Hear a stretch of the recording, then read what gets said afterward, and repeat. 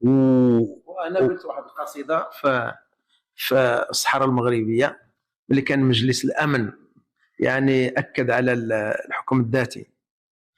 قلت قصيده صغيره فيها 5 الابيات، قلت نسمعوها مزيان. قلت قد اتفق المجلس على حكم الذات،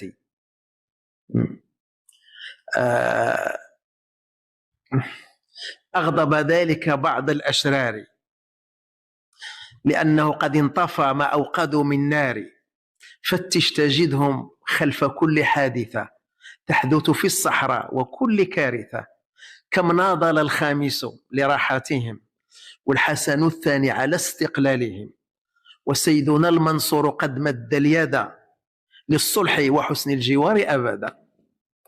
الله يطول عمرك دكتور وجيه. فأعزائي المشاهدين ما غاديش نطول عليكم، وكنقولوا للناس التافهين وقتكم سالة وساعتكم قريبة، والكاع اللي خارج أرض الوطن كيسحب راسو راه بعيد ولن يطاله العقاب، فغير وجد راسك نهار غتدخل راك غتعاقب.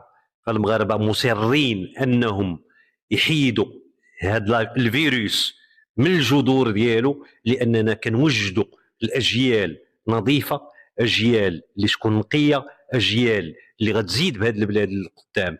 كان معكم في التعليق الحراب عبد الكبير، الى اللقاء.